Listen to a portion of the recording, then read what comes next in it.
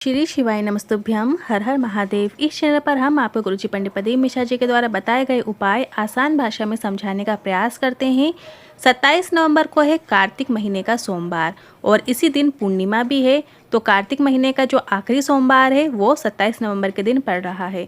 तो इस दिन किए जाने वाले गुरुजी पंडित प्रदीप मिश्रा जी के द्वारा बताए गए कुछ विशेष उपाय लेकर आए हैं जो कि आप इस कार्तिक सोमवार के दिन करके पूरा लाभ प्राप्त कर सकते हैं। आप अपनी आवश्यकता के अनुसार एक या एक से अधिक उपाय भी कर सकते हैं। एक सोमवार में आप कौन कौन से उपाय कर सकते हैं एक झलक देख लेते हैं।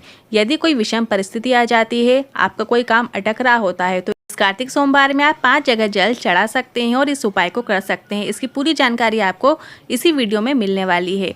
दूसरा उपाय गुरुजी ने बताया है, जो एक कमाते हैं और सवा खर्च हो जाता हो, संपदा जुड़ती ही नहीं है, बीमारियों में पैसा चला जाता हो या रोग घेरे रहते हैं, दवाइयाँ ही दवाइयाँ चलती रहती हैं, जीवन में परेशानियाँ ही चल रही होती हैं, तकलीफ चल रही होती हैं, ख़त्म होने का नाम ही नहीं ले रही होती हैं, तो इस कार्तिक सोमवार में आप इस उपाय को करके अधिक से अधिक लाभ प्राप्त कर सकते हैं। इसकी भी जानकारी आपको इसी वीडियो में मिलने वाली है। तीसरा उपाय विशेष मनोकामना पूर्ति के लिए है। आप बहुत लंबे समय से मनोकामना आपकी पूरी नहीं हो रही है, तो कार्तिक के सोमवार को आप अपनी मनोकामना पूरी कर सकते हैं सिर्फ एक उपाय करके।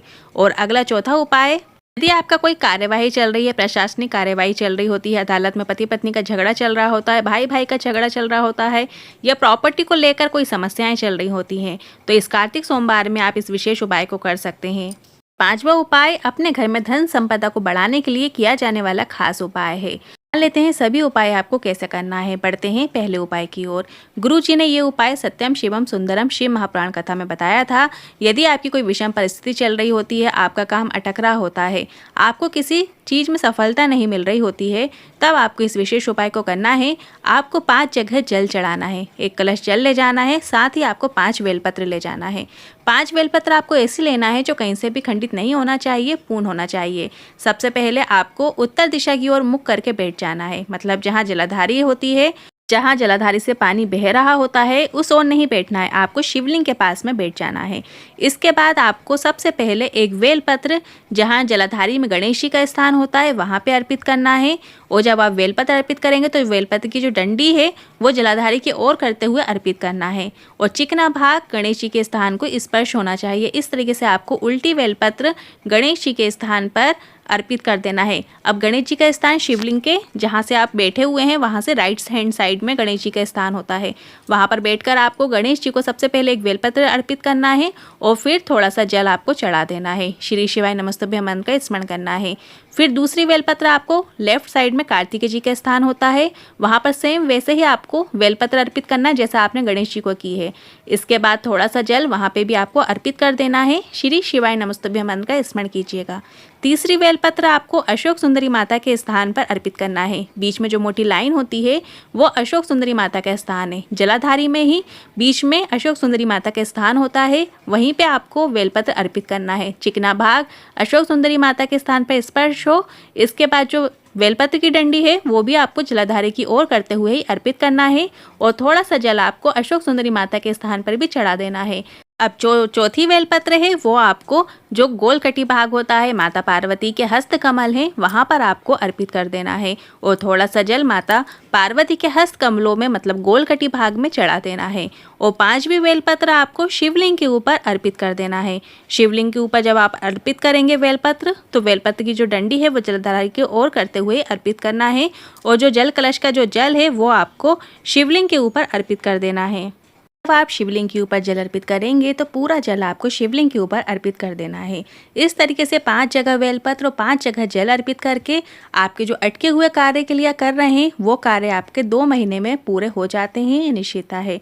ये उपाय बस आपको उत्तर दिशा की ओर मुख करके करना है। ये उपाय आप एग्जाम में सफलता के लिए भी कर सकते हैं या किसी भी कार्य की सफलता के लिए इस उपाय को किया जा सकता है। आप इस कार्तिक सोमवार को इस उपाय को जरूर कीजिएगा। बढ़ते हैं अगले दूसरे उपाय की ओर। गुरुजी ने कार्तिक माह में धन प्राप्ति के एक उपाय की जानकारी देते हुए बताया था कि जो एक कमाते हैं सवा खर्च हो जाता है, संपदा बिल्कुल जुड़ती ही नहीं है, घर में बीमारी में पैसा चला जाता हो, जीवन में परेशानियां चल रही होती हैं, तकलीफ चल रही होती हैं, तो जो शरद पूर्णिमा से लेकर कार्तिक की जो पूर्णिमा आए उस बीच में आपको कार्तिक महीने की शिवरात्रि में, सोमवार में या प्रदोष में आपको इस उपाय को करना है। तो ये जो कार्तिक का सोमवार 27 नवंबर के दिन आ रहा है, तो इसमें आपको इस विशेष उपाय को ज़रूर करना है। इस उपाय को करने के लिए आपको एक बेलपत्र की आवश्यकता होगी और साथ ही आपको एक शमी पत्र की आवश्यकता होगी। बेलपत्र और एक शमी पत्र आपको ऐसे लेना है जो कहीं से भी खंडित नहीं होना चाहिए, पूर्ण होना चाहिए। उपाय करते समय इन छोटी छोटी चीज़ों का बहुत ध्यान रखना आवश्यक होता है। तो आपको बेलपत्र और शमी पत्र ऐसे लेना है जो कहीं से भी खंडित ना हो। कार्तिक के महीने में जो दीपदान करता है उसके घर में कभी भी धन संपदा की कमी नहीं होती है। भूलवश भी अगर कोई बेलपत्र और शमी पत्र दोनों में से एक बेलपत्र अशोक सुंदरी माता के स्थान पर और शमी पत्र शिवलिंग पर अर्पित कर देता है तो उसके घर में धन संपदा की कमी नहीं होती है। उसके घर के जो भंडार हैं वो कुबेर स्वयं आकर भर देते हैं, ये निश्चित है। बस आपको जब अशोक सुंदरी माता के स्थान पर आप एक बेलपत्र अर्पित करेंगे तो जो बेलपत्र की डंडी है वो जलाधारी की ओर नहीं होना चाहिए, मतलब शिवलिंग की ओर करते हुए आपको अर्पित करना है। बेलपत्र में जो चिकना भाग है वो अशोक सुंदरी माता के स्थान पर हो और बेलपत्र की डंडी शिवलिंग की ओर हो, ऐसे आपको बेलपत्र अर्पित करना है। और जो शमी पत्र है, शमी पत्र का भी जो चिकना भाग है वो शिवलिंग को स्पर्श करे और जैसे आपने बेलपत्र की डंडी शिवलिंग की ओर रखी है वैसे ही आपको शमी पत्र की डंडी भी जलाधारी से ठीक विपरीत दिशा की ओर रखना है। इस तरीके से आपको बेलपत्र और शमी पत्र अर्पित करना है। कार्तिक सोमवार में आप कुछ उपाय करें या ना करें, पर एक बेलपत्र और एक शमी पत्र आप जरूर अर्पित कीजिएगा, क्योंकि बेलपत्र और शमी पत्र इस तरीके से अर्पित करने का आखिरी मौका आपको इसी 27 नवंबर सोमवार के दिन मिल रहा है। पढ़ते हैं अगले तीसरे उपाय की ओर। गुरुजी ने शिवलिंग में एक ऐसा स्थान बताया था जहाँ पर 64 योगनियाँ, अष्ट सिद्धियाँ, 9 निधियाँ विराजमान होती हैं। जब हम उस खाली स्थान को स्पर्श कर देते हैं, जो मन में भाव रखते हुए स्पर्श करते हैं, श्री शिवाय नमस्तुभ्यं मंत्र का स्मरण करते हुए स्पर्श करते हैं, तो हमारे मन की जो कामना होती है, हमारे मन का जो भाव होता है, उसे देवाधिदेव महादेव निश्चित ही पूर्ण करते हैं। तो जो अशोक सुंदरी माता का स्थान है और जहाँ पे शिवलिंग विराजमान है, उन दोनों के बीच में खाली स्थान होता है। जहाँ अशोक सुंदरी माता का स्थान बीच में होता है और शिवलिंग जहाँ विराजमान होता है, उन दोनों के बीच की जो दूरी होती है, उस बीच में जो खालिस्तान होता है, वहाँ पर 64 योगनियाँ, अष्ट सिद्धियाँ, 9 निधियाँ, सब कुछ देवाधिदेव महादेव ने माता पार्वती को अपनी चित्तवृत्ति से अनुमति प्रदान की थी। और जो नारी, जो पुरुष या जो बच्चा, बालक, जो भी उस स्थान को स्पर्श करते हुए अपने दिल की बात देवाधिदेव महादेव को बोल देता है, उसकी कामना देवाधिदेव महादेव निश्चित ही पूर्ण कर देते हैं। तो इस कार्तिक सोमवार में आप इस विशेष उपाय को ज़रूर कीजिएगा। बस आपको उस खालिस्तान को अपने सीधे हाथ की हथेली को स्पर्श कराते हुए श्री शिवाय नमस्तुभ्यं बोलना है सबसे पहले, फिर आपके मन की जो कामना है वो बोल दीजिए और फिर से श्री शिवाय नमस्तुभ्यं बोल देना है। इसके बाद जो हाथ में आपने स्पर्श किया है उस हाथ को अपने हृदय से लगाकर अपने मस्तक पर, अपने नैनों से जरूर लगाइएगा। अब बढ़ते हैं अगले चौथे उपाय की ओर। यदि आपके घर में प्रॉपर्टी का झगड़ा चल रहा हो, अदालत में पति पत्नी का झगड़ा चल रहा हो, भाई भाई का झगड़ा चल रहा हो, या किसी ने गलत केस लगा दिया है या कोई प्रशासनिक कार्यवाही चल रही है, तो इस कार्तिक महीने के सोमवार के दिन आप इस विशेष उपाय को कर सकते हैं। बस आपको इस उपाय को करने के लिए एक बेलपत्र लेना है, एक शमी पत्र लेना है, एक दूर्वा, एक कनेर का पुष्प और एक चावल का दाना लेना है। इन सभी चीज़ों को ले जाकर आपको 3 महादेव का नाम लेना है, रंगेश्वर महादेव, कुंदकेश्वर महादेव और चंपेश्वर महादेव। सबसे पहले आपको इन सभी चीज़ों को ले जाना है, बेलपत्र, शमी पत्र, एक दूर्वा, एक कनेर का पुष्प और एक चावल का दाना। इन 5 चीज़ों को ले जाकर आपको बेलपत्र के वृक्ष के नीचे जाना है, साथ ही आपको एक कलश जल भी ले जाना है। वहीं की जो मिट्टी होती है बेलपत्र के वृक्ष की, वहीं के मिट्टी का थोड़ा सा ढेरा आपको उठा लेना है और उसी से आपको एक लिंग नुमा आकृति बना लेना है, मतलब पार्थिव शिवलिंग बना लेना है। इसके बाद जो सभी चीज़ें आप लेकर गए हैं, एक बेलपत्र, शमी पत्र, एक दूर्वा, एक कनेर का पुष्प, एक चावल का दाना, आपको ये सभी चीज़ें उसी पार्थिव शिवलिंग पे अर्पित कर देना है। ये सभी चीज़ें आपको अर्पित करते समय 3 महादेव का नाम लेना है, रंगेश्वर महादेव, कुंदकेश्वर महादेव और चंपेश्वर महादेव का नाम का स्मरण करना है।